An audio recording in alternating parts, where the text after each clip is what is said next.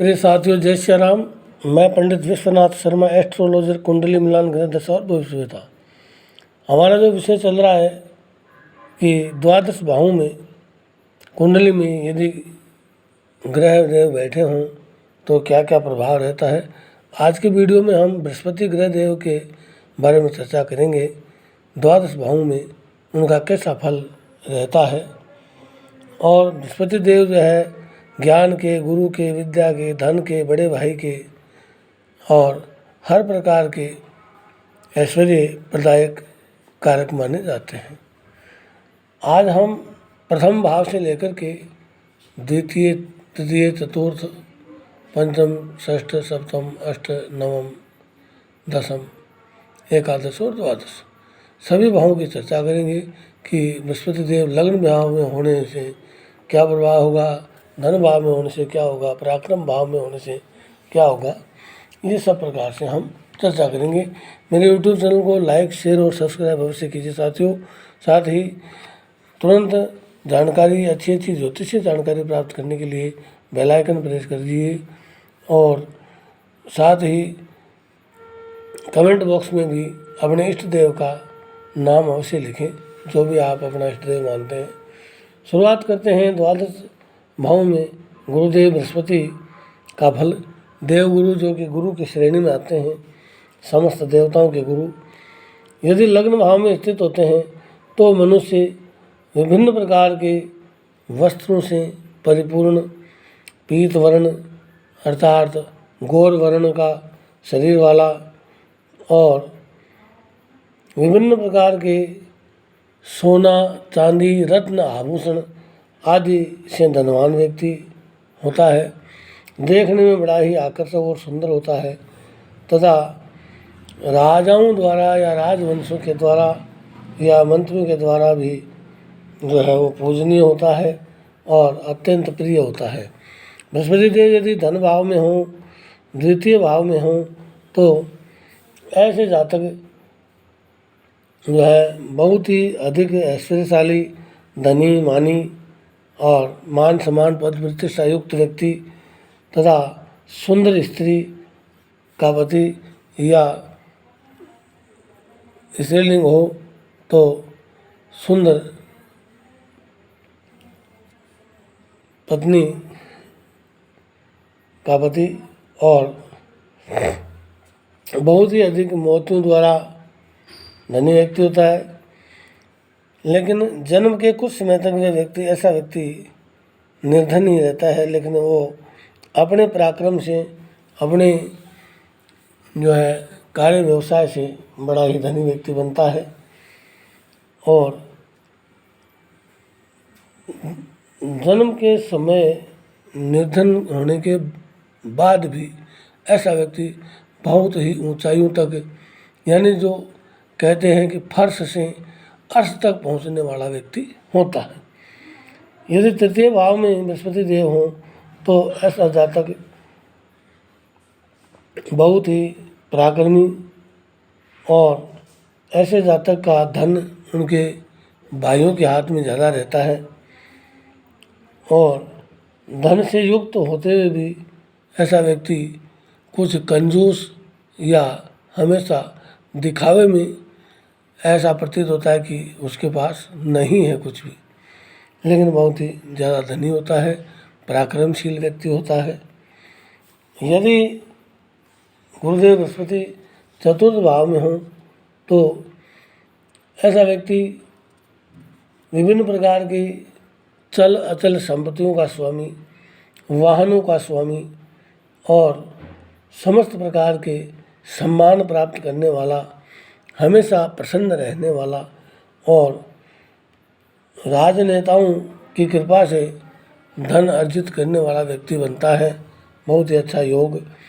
और यदि बृहस्पति देव पंचम भाव में हो, शुद्ध भाव में हो, पुत्र भाव में हो तो ऐसा व्यक्ति बड़ा ही सूर्यदेव होता है और हमें अपने मित्र गणों में हमेशा आदर सम्मान प्राप्त करने वाला, विभिन्न प्रकार के जो भी शास्त्र हैं, जो भी हमारे ग्रंथ हैं, उनका ज्ञाता, सुखी, ऐश्वर्यशाली, सभी लोगों का प्रिय भाजन एवं अपने आकर्षक व्यक्तित्व और विद्वता के कारण सभी को आनंद प्रदान करने वाला व्यक्ति होता है। यदि छठे भाव में बृहस्पति देव हों, षष्ठ में, तो छठे भाव में बृहस्पति देव जो छठा भाव कहलाता है शत्रु भाव का, रोग का, ऋण का, तो ऐसे में ऐसे व्यक्ति दुबले पतले शरीर वाले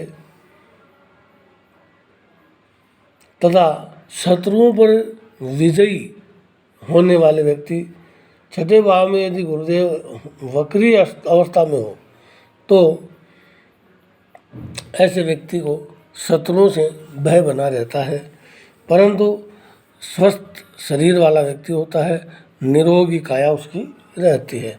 सप्तम भाव में यदि बृहस्पति देव हों, जो कि हमारे लाइफ पार्टनर का भाग कहलाता है, ऐसा भाव बृहस्पति देव यदि हों तो ऐसा व्यक्ति राजाओं के समान समस्त प्रकार के सुखों का भोगी होता है, सुख भोगने वाला होता है, समस्त प्रकार के सुख उसको प्राप्त होते हैं और अमृत के समान मधुर बोलने वाला व्यक्ति होता है, सुंदर शरीर वाला और देखने में बड़ा ही आकर्षक और प्रिय व्यक्ति होता है।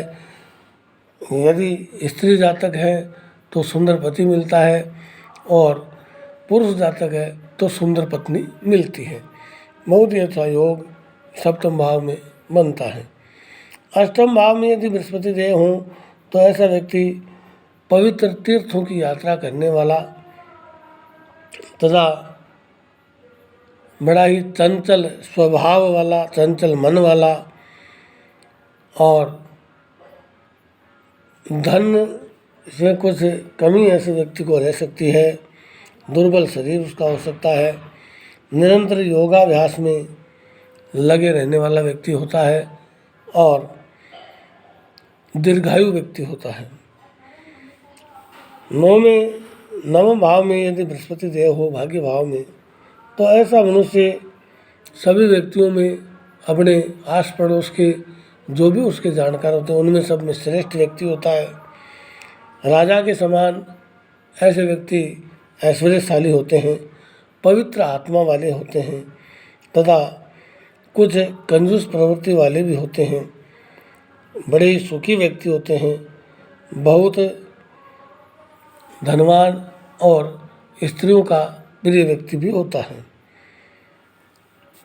यदि दसम भाव में बृहस्पति देव गुरुदेव बैठे हों तो ऐसे जातक जो कर्म भाव है यहाँ पे, ऐसा जातक बड़े ऐश्वर्यशाली होते हैं, बड़े बहुत सारे रत्नों से विभूषित होने वाले तथा एकदम नियति पे चलने वाले, अपनी नेकी पे चलने वाले, नीति पर चलने वाले, गुणवान तथा विद्वानों से युक्त और विद्वानों में पूज्य व्यक्ति होता है तथा सुंदरियों और परिस्त्रियों से वह रहित होता है और बड़ा ही आध्यात्मिक और धार्मिक व्यक्ति होता है।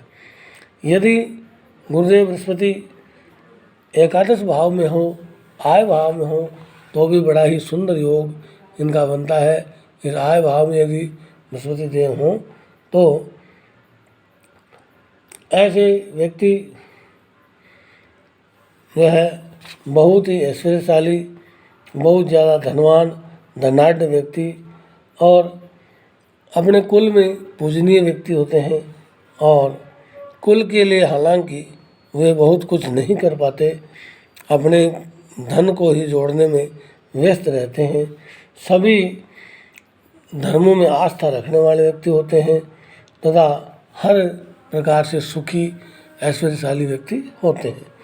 और यदि द्वादश भाव में बृहस्पति देव हों, 12वें भाव में जो कि खर्चा का व्यय का भाव कहलाता है, इस भाव में यदि बृहस्पति देव बैठे हों तो ऐसे जातक बचपन में ही अर्थात बाल्यावस्था में ही हृदय के रोग से पीड़ित हो सकते हैं तथा उचित प्रकार का दान वो करते नहीं हैं। और यदि पाप ग्रहों की राशि में गुरुदेव बैठे हों तो अपने पैतृक संपत्ति के बल पर अपने कुल के अंदर दंभ अर्थात घमंड अहम करने वाला व्यक्ति होता है और खर्चा अधिक करने वाला व्यक्ति होता है। साथ ही देशाटन विदेश यात्राओं का इनके योग बनता है। इस प्रकार से हमने द्वादश राशियों की बृहस्पति देव के फलों की चर्चा की। बहुत ही सुंदर सटीक गणना हमारे जो ज्योतिषीय ग्रंथ हैं उनके माध्यम से उनके निचोड़ के बहुत ही सुंदर गणना आपके सामने प्रस्तुत की है। शायद आशा है आपको अच्छा लगेगा। अपने ज्ञान की वृद्धि कीजिए, अपने कुंडली से स्वयं मिलान कीजिए और कोई क्वेरी हो तो मेरे से प्रश्न कीजिए। मैं पंडित विश्वनाथ शर्मा और मेरा नंबर जो है 9929782568 और जब भी कोई प्रश्न हो आप मेरे इन नंबरों पे संपर्क करके चर्चा कर सकते हैं। धन्यवाद साथियों। जय श्री राम, जय जय हनुमान।